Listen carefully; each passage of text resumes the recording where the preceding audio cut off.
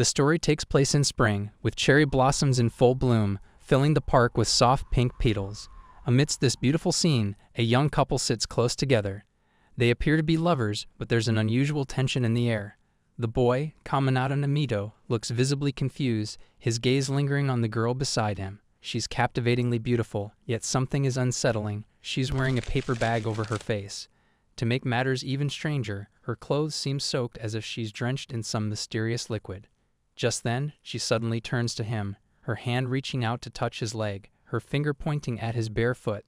Startled, he cries out in alarm, but quickly realizes she's only questioning why he's without shoes.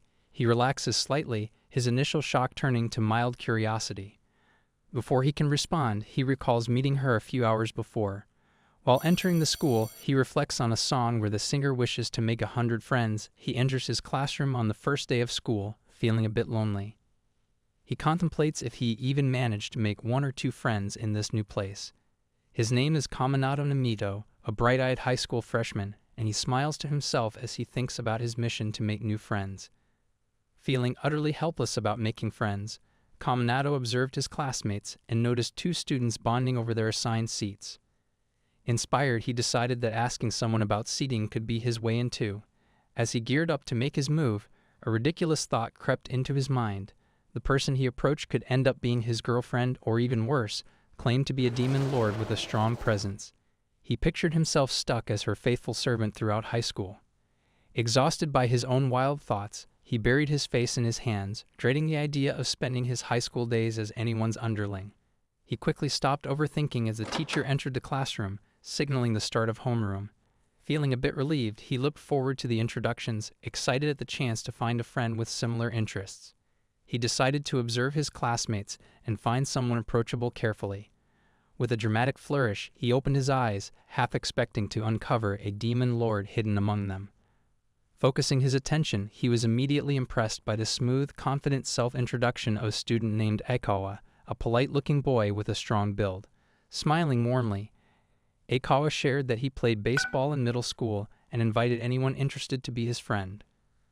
Kaminado listened intently, feeling hopeful as others introduced themselves. However, when the teacher called the next student, Namito froze, realizing he was up soon. He knew a good introduction could make him approachable, but he felt uncertain since he hadn't done anything extraordinary.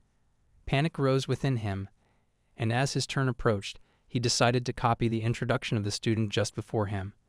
Nervously, he half closed his eyes and clasped his hands together, silently hoping that the student before him would give a simple introduction he could easily repeat.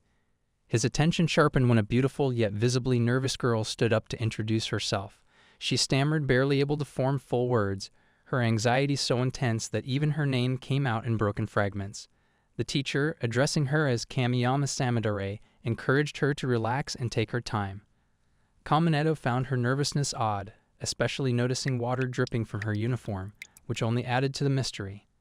After a long struggle, she managed to say her first name, clutching her soaked uniform tightly. He grew increasingly suspicious, not only of her extreme shyness, but also of the strange liquid from her uniform. The teacher, smiling gently, suggested she remove the paper bag covering her face. But as all eyes turned to her, she gripped the bag tightly, pleading to keep it on to avoid embarrassment. This left Kaminado even more bewildered. He'd never seen anyone hide behind a paper bag over typical options like sunglasses or hats. Her actions, if anything, only drew more attention, leaving him utterly puzzled. He suddenly stood up, startled by the water pouring from her clothes as she struggled to finish her introduction. Feeling anxious about the awkward situation and half worried that he might somehow get soaked in her mysterious liquid, he quickly introduced himself, sharing his hobbies and favorite subjects without much thought. Bowing respectfully, he wrapped up his introduction just as she turned to look at him, but the teacher instructed him to sit, moving on to the next student. As others introduced themselves, he noticed she was still standing and whispered for her to sit down. As she finally sat down, water splashed from her chair, drenching his face since he was sitting right behind her. With the teacher leaving and asking them to get their writing materials ready for the next class, Namito sighed in relief, feeling mentally drained from all that had just happened. He watches as Aikawa-kun is surrounded by students, already forming a circle of baseball friends, and feels disheartened. His own plain introduction doesn't seem likely to attract anyone. Suddenly, he jumps in surprise when Kamiyama-san turns to him, mumbling something in broken words. Confused, he tilts his head to let water drain from his ear and politely asks her to repeat herself slowly. Relaxing as she tearfully clasps her hands to thank him for helping her, she sits down without waiting for his response. Watching her from behind, he considers the idea of befriending her. She doesn't seem as intimidating as he first thought, maybe even kind. But as he glances down at his hand, red from her grip and still damp from the water she's somehow carrying, he pauses, realizing her strength matches her intense presence. He ponders Kamiyama-san, imagining her as a mountain girl, strong and imposing, which makes him a little reluctant to approach her. But his attention shifts when a graceful classmate cheerfully asks Kamiyama if she can use her first name. Even while confused by Kamiyama's unusual aura, he can't help but admire the bold girl who's challenging the mountain girl with such confidence. The girl introduces herself as Hinata Arai, extending a friendly invitation to Kamiyama to join her group. Kamiyama, looking awkward, hesitates at first, saying she's not great at casual conversation. Arai-san brushes off her concerns, assuring her that she'll fit right in if she gives it a try. Listening in, Namido can tell Kamiyama's excuses are wearing thin, especially when Arai gestures toward the other girls waiting to welcome her. Watching all this, he quietly holds his head, convinced he'll never fit into this group. Although Arai is kind and encouraging, he feels uneasy about the other girls' wary glances. He's also concerned about Arai's ease with Kamiyama, as if she's leading her into the spotlight without fully understanding her. To Namido, it seems like inviting a vampire into daylight just because it seems healthy. Kamiyama's expression shifts to surprise when Arai suddenly reaches out to fix her crooked ribbon, playfully teasing her about her trembling hands. She reminds Kamiyama that as high school students, they'll be wearing this uniform for 3 years, so they should wear it with respect. Listening closely, Namido grows even more confused when Arai jokingly asks if Kamiyama is feeding her uniform or taking it for walks twice a day. He's so baffled by the conversation's turn that he briefly wonders if he's been transported to a world where clothing is alive.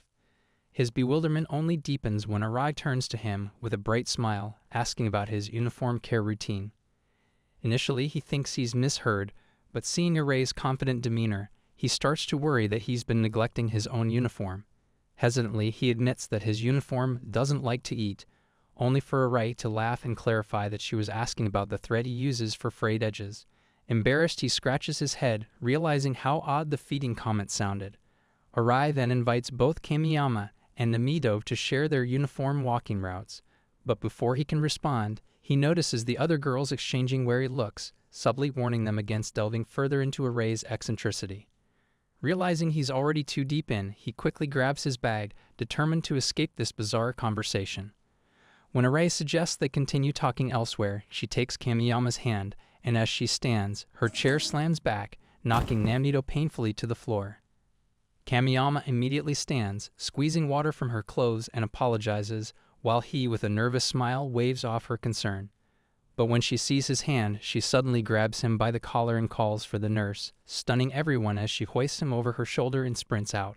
Mortified to be carried by a girl, he stays quiet, though the curious stares from other students make him feel even more embarrassed than the pain in his hand. After minutes of running, she finally stops, and he quietly points out that they've ended up behind the gym instead of at the nurse's office. Apologizing, she admits she got lost, and he gently asks her to set him down. Showing her his hand, he assures her it's fine and suggests they head back to class. But his concern grows when he notices her struggling to breathe as her paper bag mask is too soaked to function. Panicked, he reaches to remove it, worried for her safety, but she tightly grips his hands, insisting she'll handle it on her own. He stares at her back, bewildered by her determination to keep wearing the bag, wondering if it's sheer embarrassment or something deeper. Then, to his shock, she calmly tears up her drenched paper bag and expertly crafts a new one from a spare paper she carries. Turning to him, she exhales in relief, narrowly avoiding a more serious incident. Still in disbelief, he hesitantly asks if she always carries extra paper bags, and she explains with a smile that when she gets nervous, her bag often gets soaked, making it harder to breathe. Amused by her serious answer, he chuckles, which makes her self-conscious, but he quickly apologizes, appreciating her quirky determination, secretly impressed by her preparedness when she swiftly donned the new bag. Just then the bell for the next period rings, and they exchange puzzled looks before she darts off in the wrong direction again. This time, he gently steers her back, and they hurry together toward class. As he peeks into the classroom, he quickly pulls back, realizing with a jolt that homeroom has already started. They sit by the classroom door in the corridor, both too nervous to walk in mid-lesson. Knowing Kamiyama-san is likely just as anxious, he realizes that the longer they wait, the harder it'll be. He suggests they go in, reassuring her to stay close and keep calm, which she nervously agrees to. With a plan to act natural and offer a simple excuse to the teacher, they walk in. But as he sees his classmates and the teacher, his nerves betray him. He blurts out a bizarre excuse about a desk trapping their fingers and needing to go to the nurse's office for spray paint, while she stammers nervously beside him. The teacher, amused, tells them to relax, joking that he's like a middle-aged woman struggling with a smartphone. She then mentions she already knows what happened from Eras-san and instructs them to take their seats.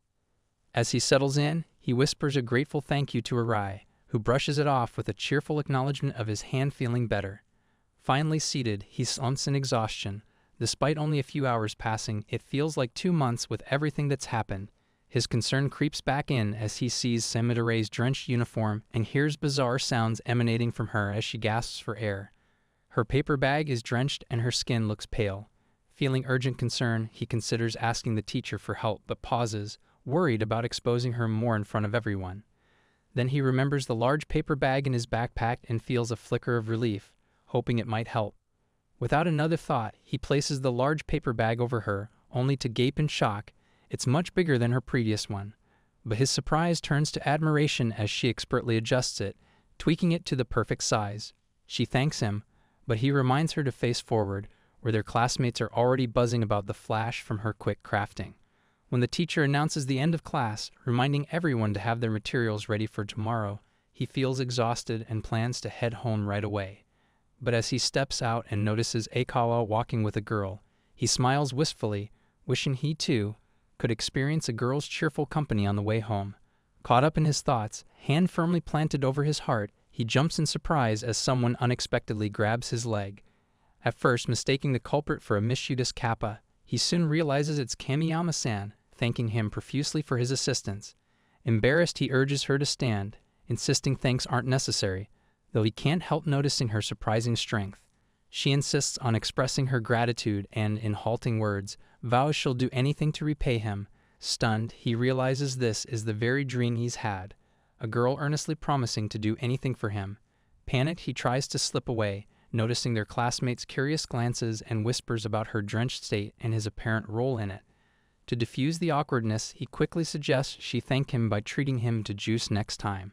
To his shock, she immediately slings him over her shoulder, repeating juice as she dashes straight to the cafeteria. Despite his pleas to grab his shoes and bag, she's completely focused on her mission to get him juice. In a strange way, it feels like his second dream, going home with a girl, is coming true, though not exactly as he'd imagined. At last, she sets him down firmly on a park bench. Dazed and looking up at the sky, he tries to make sense of it all as she appears behind him, offering him juice with a determined look. Holding the juice can, he can't help but feel like they look like a couple. As he sits, watching her pull part of her bag aside to drink, she suddenly notices his bare feet. Without hesitation, she grabs his leg, asking about it with genuine concern. Realizing the situation, he explains they're still at school. She quickly apologizes, saying her intention was only to thank him, not cause trouble. He smiles and reassures her it's nothing, thanking her for the juice. Nervously, she admits that today terrified her, sharing her unease around unfamiliar people. He's surprised when she effortlessly crushes her juice can, revealing her frustration. She explains that if she weren't so anxious, none of this would have happened. He kindly asks if she thinks she'll feel better once she's settled in at school. She nods, saying she hasn't made any friends yet and had hoped to start high school without feeling so anxious. Understanding how tough it must feel to be friendless, he offers to help her make friends. She beams and promises to support him in return. When she asks what he values in friends, he thinks for a moment and says he likes people he can talk to without feeling nervous. They share a look, realizing they're already speaking that way with each other. Overhearing them, a nearby man approaches, laughing, and declares them friends already. Though he brushes it off with a joke about how his past friendships led to trouble, he feels a flicker of hope. Then, turning to her, he asks if she be his friend. Though it feels a little unusual, she smiles warmly, takes his hand, and happily agrees, Both of them, grinning, realize they've managed to make a friend on their very first day at school. The next day, Kaminado feels bored in class until Arei-san cheerfully greets him with a good morning. He instinctively stands and bows, still treating her formally as the new class president. Laughing, she encourages him to just call her by name instead. Though he sees her as the president, he's truly impressed by how she naturally lives up to everyone's expectations. He recalls how, just yesterday, the teacher had asked for a volunteer to be class president. Tension filled the room as no one stepped up, and he grew anxious, fearing they'd be stuck there. Just then, Arei-san raised her hand and volunteered with a confident smile. Kaminado felt relieved and impressed, viewing her as a calming, almost goddess-like presence. Not only was she beautiful, but she also displayed the qualities of an ideal leader.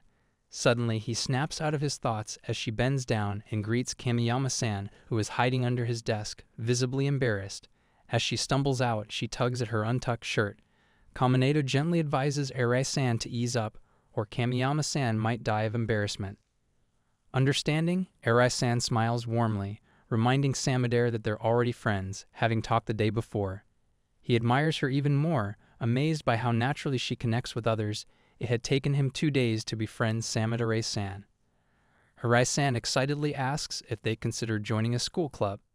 Though neither Kaminado nor Kamiyama has decided yet, he jokes about wanting to join the GHQ, Go Home Quickly, club. His mood shifts when Arei explains that club participation is mandatory. Frustrated, he asks if she's chosen a club, and she thoughtfully mentions wanting to try something new since she was in the swimming club back in middle school. Eagerly, Arei suggests they explore the clubs together after class. Kaminado, finding it a hassle, tries to decline, but Arei insists, even inviting the nervous Kamiyama, who hesitantly agrees. They decide to check out all the clubs after the bell rings. After the bell rings, he and Kamiyama leave the choice of which club to start with to Arei-san. She brilliantly suggests they join a club that promotes inclusivity, so the trio decides to try the music club first. A member hands them instruments for their trial, and the club captain quietly whispers to his fellow members that they should accept anyone who can produce even a small sound, as they're short on members. Arei-san receives a trumpet and plays it so beautifully that the teacher is impressed, wondering if it's truly her first time. He admires her humility when she attributes her success to the instrument rather than her own skill. However, frustration erupts when he struggles with his assigned instrument, blaming the club members for giving him a faulty one. A student then approaches Kamiyama-san, instructing her to try the drums. Shocked, he watches as she enthusiastically hits her head against the drum instead of using the sticks, causing her to nearly sink into the instrument. With a smile, the club in charge informs them they won't be joining the club. Arei-san is disappointed, but asserts it was the instrument's fault, not Kaminado's. Kamiyama excitedly chimes in that it was meant for a concert piece, praising Kaminado's potential. Motivated by her encouragement, Arei-san agrees and suggests they move on to the next club with renewed spirits, ready to embrace new challenges and discoveries. As they flip through the notebook for the next club, Kaminado initially feels irritated by the process, but his mood improves when he sees Arei-san, whose presence makes him feel more relaxed. Their next stop is the tea club, where Arei-san expertly prepares a cup of tea. When it's Kamiyama-san's turn, she moves too quickly and spills tea all over him, soaking him. Arei-san looks disappointed, thinking their luck isn't great, but she stays determined and suggests they try the next club. They visit the art club and the choir club, but things don't go well either. Arei-san becomes discouraged and almost collapses from the stress. Sensing her frustration, Kaminado quickly supports her, telling her they can keep going and that they'll succeed eventually. Determined not to give up, Kaminado ties a scarf around his head for motivation and suggests they try the sports club. Arei-san agrees, seeing that Kamiyama's height and strength could be a good fit. But when she sadly admits she's not good at sports, Arei-san encourages her to give it a try, reminding her that she'll never know unless she does. She hesitates and shares that in middle school, people expected a lot from her because of her height and strength, but her nervousness led to failures, including becoming a ghost member of a club. Tears welling up, she confesses that she wants to be active in high school, but fears the same fate. She looks down sadly from the railing. Kaminado and Arei-san both feel for her. He thinks about how to help her overcome her nerves, realizing that a smaller club might help her feel less anxious. Meanwhile, Arei-san notices Kamiyama-san staring at something below and leans over to see. There, a cheerful girl is chatting happily with others. and Kamiyama-san expresses a wish to be like her. Arai-san admires the girl's uniform and glowing skin, joking that she must eat really well. After some thinking, he suddenly has an idea. He excitedly suggests that instead of joining a club, they could start their own. He enthusiastically explains his idea of creating a space where Samadore-san wouldn't feel nervous. However, his excitement fades a little as he worries about the practicalities. Just then, Arai-san steps forward, recalling something and flipping open a book to show that starting their own club is possible. Excited by the idea, Kaminado feels a surge of joy as Arai-san agrees to help create the club. She then asks for his thoughts on what kind of club to form, joking that it shouldn't be anything like the GHQ. Together, they brainstorm ideas for a club that would be fun for everyone and not too tiring. After a long brainstorming session, they still haven't settled on a name. Samadore